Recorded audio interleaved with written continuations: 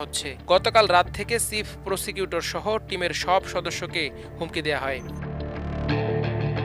Prosecution টিমের সদস্যরা জানান, গতকাল রাত থেকে আমাদের প্রত্যেককে হুমকি দেয়া হচ্ছে, অকথ্য গালিগালাজ করা হচ্ছে। প্রসিকিউটর তারেক আব্দুল্লাহ বলেন, গতকাল সন্ধ্যা থেকে অজ্ঞাত ফোন নম্বর থেকে ফোন করে হুমকি দেয়া শুরু হয়েছে। আজকেও বেশ কিছু ফোন পেয়েছি।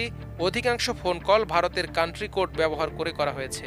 শেখ হাসিনার শাস্তি হলে আমাদের টিমের কাউকে বাঁচতে দেয়া হবে না বলেও হুমকি দেয়া হচ্ছে। চিফ প্রসিকিউটর তাজুল ইসলাম বলেন, অসংখ্য ফোন পেয়েছি, এক পর্যায়ে ফোন বন্ধ করে দিয়েছি। একই ভাষা, একই কথা।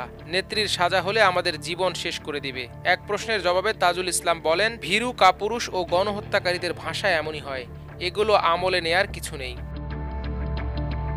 এদিকে রায় ঘোষণার জন্য বাংলাদেশ সহ বিশ্ববাসীর নজর আন্তর্জাতিক অপরাধ ট্রাইব্যুনালের দিকে। গণহত্যার দায়ে সরকারের সর্বোচ্চ পদধারী ব্যক্তির বিরুদ্ধে